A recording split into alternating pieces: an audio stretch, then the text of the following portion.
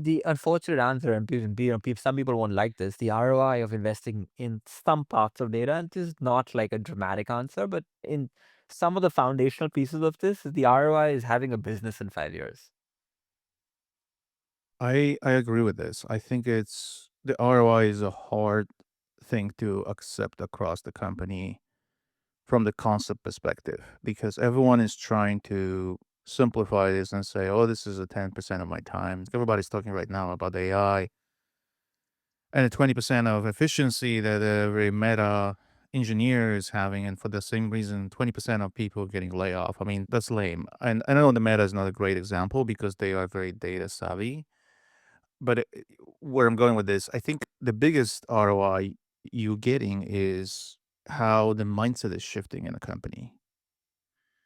And even if you can qualify this as something that is as a number or quantify in the form of dollars, you still see the quality of decisions making to change, right? So sometimes it's not something you need to look at as a number.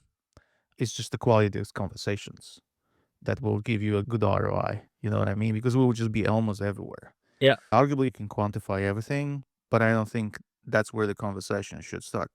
Which, by the way, talking about the conversation and ROI, that's a great segue to the demo. So I want to ask you, what is the kind of use case you think you want to share with us and the audience? And yeah, let's dive into it. Share my screen. Let me know when I am visible. So, this is our architecture page. Everything starts off with architecture. On the left-hand side, we have data sources. Now, your average early to mid-sized business today has 10 to 20 different data sources. This is from your backend databases, Facebook ads, Google ads, Salesforce, Google Sheets, QuickBooks, Xero, Zendesk. You get the pictures. SAP. So we're able to pull this data. Today, we support over 600 different data sources out of the box.